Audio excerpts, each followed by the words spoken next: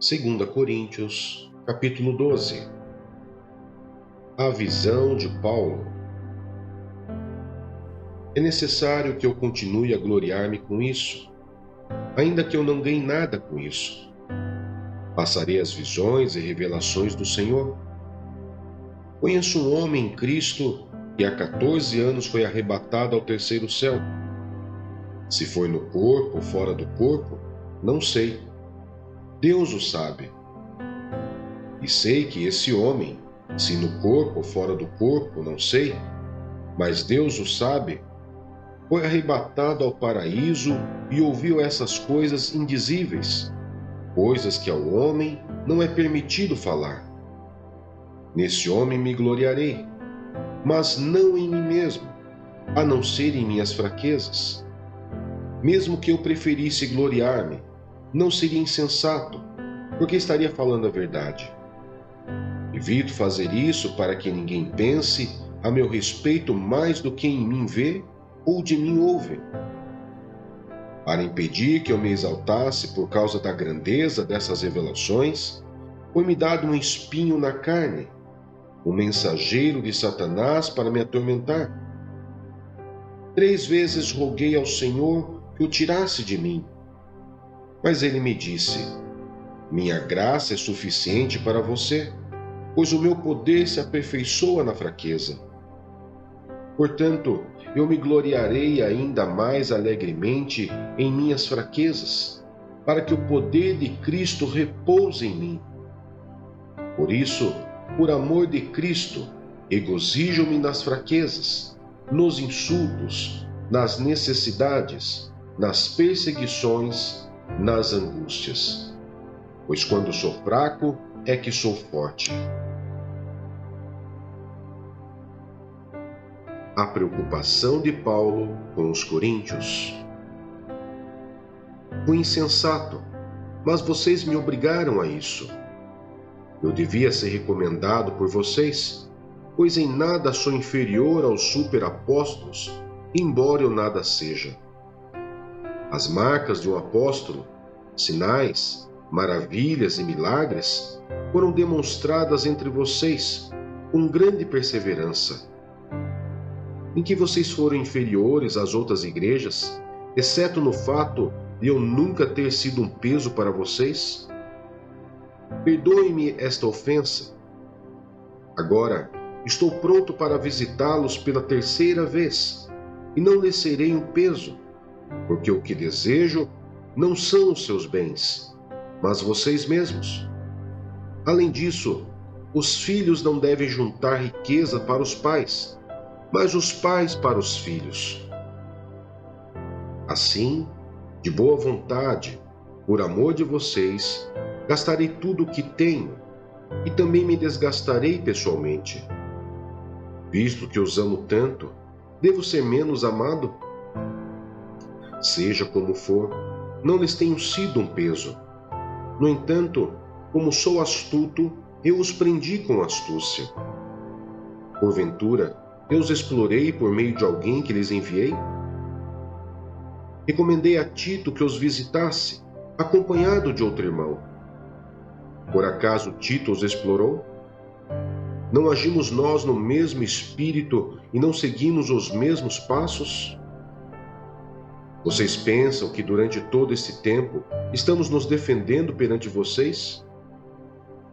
Falamos diante de Deus como alguém que está em Cristo, e tudo o que fazemos, amados irmãos, é para fortalecê-los. Pois temo que ao visitá-los, não os encontre como eu esperava, e que vocês não me encontrem como esperavam.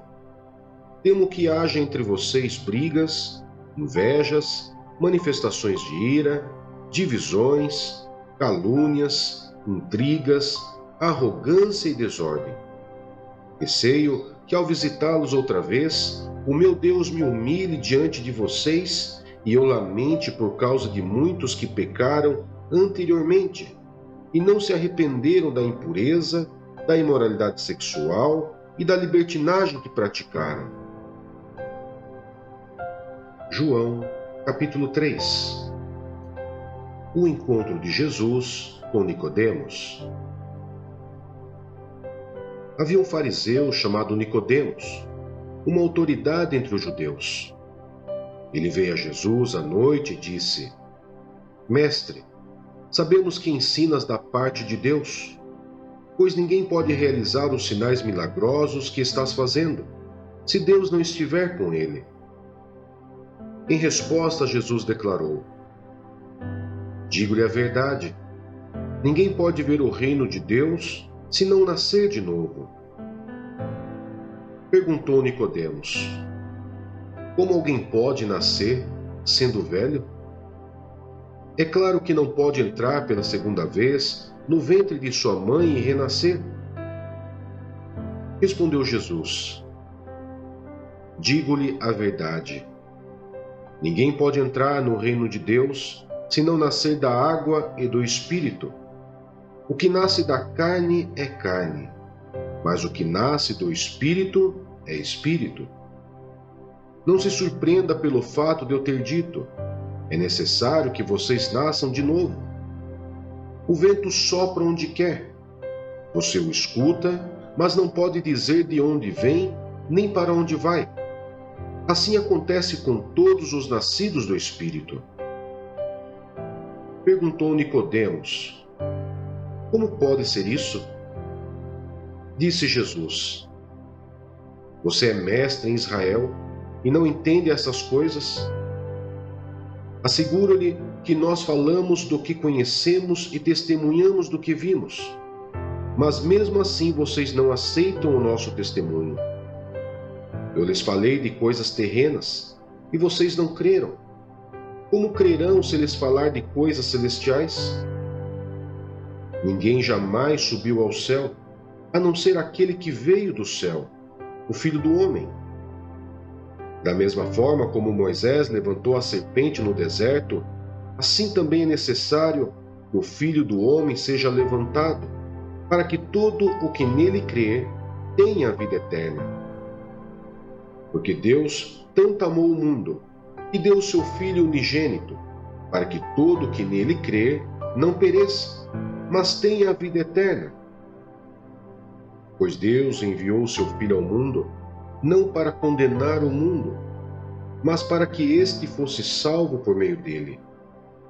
Quem nele crê não é condenado, mas quem não crê já está condenado, por não crer no nome do Filho unigênito de Deus. Este é o julgamento. A luz veio ao mundo, mas os homens amaram as trevas e não a luz, porque as suas obras eram más.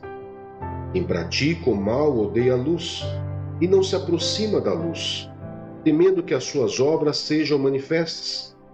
Mas quem pratica a verdade vem para a luz, para que se veja claramente que as suas obras são realizadas por intermédio de Deus. O testemunho de João Batista acerca de Jesus. Depois disso, Jesus foi com seus discípulos para a terra da Judéia, onde passou algum tempo com eles e batizava. João também estava batizando em Enom, perto de Salim, porque havia ali muitas águas, e o povo vinha para ser batizado. Isto se deu antes de João ser preso. Surgiu uma discussão entre alguns discípulos de João e um certo judeu, a respeito da purificação cerimonial. Eles se dirigiram a João e lhe disseram: Mestre, aquele homem que estava contigo no outro lado do Jordão, do qual testemunhaste, está batizando, e todos estão se dirigindo a ele. A isso João respondeu: Uma pessoa só pode receber o que lhe é dado dos céus.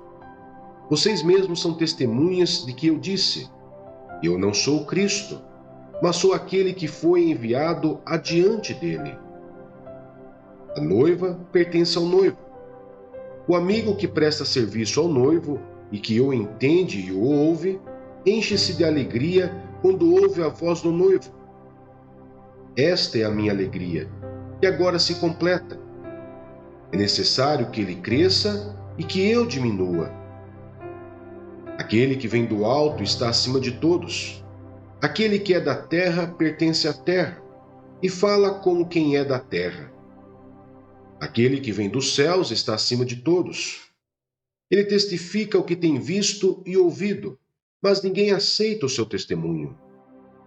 Aquele que o aceita confirma que Deus é verdadeiro, pois aquele que Deus enviou fala as palavras de Deus, porque ele dá o Espírito sem limitações. O Pai ama o Filho e entregou tudo em suas mãos. Quem crê no Filho tem a vida eterna. Já quem rejeita o Filho não verá a vida, mas a ira de Deus permanece sobre ele. Êxodo, capítulo 24. A confirmação da aliança. Depois Deus disse a Moisés: Suba um monte para encontrar-se com o Senhor, você e Arão, Nadab e Abiú e 70 autoridades de Israel. Adorem à distância. Somente Moisés se aproximará do Senhor, os outros não. O povo também não subirá com ele. Quando Moisés se dirigiu ao povo e transmitiu-lhe todas as palavras e ordenanças do Senhor, eles responderam em uníssono: Faremos tudo o que o Senhor ordenou. Moisés então escreveu tudo o que o Senhor dissera. Na manhã seguinte, Moisés levantou-se, construiu um altar ao pé do monte e ergueu 12 colunas de pedra, representando as 12 tribos de Israel. Em seguida, enviou jovens israelitas que ofereceram holocaustos e novilhos como sacrifícios de comunhão ao Senhor. Moisés colocou metade do sangue em tigelas e a outra metade derramou sobre o altar. Em seguida, leu o livro da aliança para o povo e eles disseram: Faremos fielmente tudo o que o Senhor ordenou. Depois Moisés aspergiu o sangue sobre o povo, dizendo: Este é o sangue da aliança que o Senhor fez com vocês, de acordo com todas essas palavras. Moisés, Arão, Nadab, Abiú e 70 autoridades de Israel subiram e viram o Deus de Israel, sob cujos pés havia algo semelhante a um pavimento de safira, como o céu em seu esplendor. Deus, porém, não estendeu a mão para punir esses líderes do povo de Israel. Eles viram a Deus e depois comeram e beberam. Moisés na presença de Deus. Disse o Senhor a Moisés: Suba o monte, venha até mim, e fique aqui, e lhe darei as tábuas de pedra com a lei e os mandamentos que escrevi para a instrução do povo. Moisés partiu com Josué, seu auxiliar, e subiu ao monte de Deus. Disse ele às autoridades de Israel: Espere-nos aqui, até que retornemos. Arão e Hu ficarão com vocês. Quem tiver alguma questão para resolver, poderá procurá-los. Quando Moisés subiu, a nuvem cobriu o monte, e a glória do Senhor permaneceu sobre o monte Sinai. Durante 6 dias a nuvem cobriu o monte. No 7º dia, o Senhor chamou Moisés do interior da nuvem. Aos olhos dos israelitas, a glória do Senhor parecia um fogo consumidor no topo do monte. Moisés entrou na nuvem e foi subindo o monte, e permaneceu no monte 40 dias e 40 noites. Jó, capítulo 42. Então Jó respondeu ao Senhor: Sei que podes fazer todas as coisas. Nenhum dos teus planos pode ser frustrado. Tu perguntaste: Quem é esse que obscurece o meu conselho sem conhecimento? Certo é que falei de coisas que eu não entendia, coisas tão maravilhosas que eu não poderia saber. Tu disseste: Agora escute, e eu falarei. Vou fazer-lhe perguntas, e você me responderá. Meus ouvidos já tinham ouvido a teu respeito, mas agora os meus olhos te viram. Por isso menosprezo a mim mesmo e me arrependo no pó e na cinza. Epílogo. Depois que o Senhor disse essas palavras a Jó, disse também a Elifaz de Temã: Estou indignado com você e com seus 2 amigos, pois vocês não falaram o que é certo a meu respeito, como fez meu servo Jó. Vão agora até meu servo Jó, levem 7 novilhos e 7 carneiros, e com eles apresentem holocaustos em favor de vocês mesmos. Meu servo Jó orará por vocês. Eu aceitarei a oração dele e não lhes farei o que vocês merecem pela loucura que cometeram. Vocês não falaram o que é certo a meu respeito, como fez meu servo Jó. Então Elifaz de Temã, Bildade de Suá e Zofar de Naamate fizeram o que Deus lhe ordenara, e o Senhor aceitou a oração de Jó. Depois que Jó orou por seus amigos, o Senhor o tornou novamente próspero e lhe deu em dobro tudo o que tinha antes. Todos os seus irmãos e irmãs e todos os que haviam conhecido anteriormente vieram comer com ele em sua casa. Eles o consolaram e o confortaram por todas as tribulações que o Senhor tinha trazido sobre ele. Cada um lhe deu uma peça de prata e um anel de ouro. O Senhor abençoou o final da vida de Jó mais do que o início. Ele teve 14.000 ovelhas, 6.000 camelos, 1.000 juntas de boi e 1.000 jumentos. Também teve ainda 7 filhos e 3 filhas. A primeira filha deu o nome de Gemima, a segunda o de Quésia e a terceira de Querem-Apuque. Em parte alguma daquela terra havia mulheres tão bonitas como as filhas de Jó, e seu pai lhes deu herança junto com seus irmãos. Depois disso, Jó viveu 140 anos, viu seus filhos e os descendentes deles até a 4ª geração, e então morreu em idade muito avançada.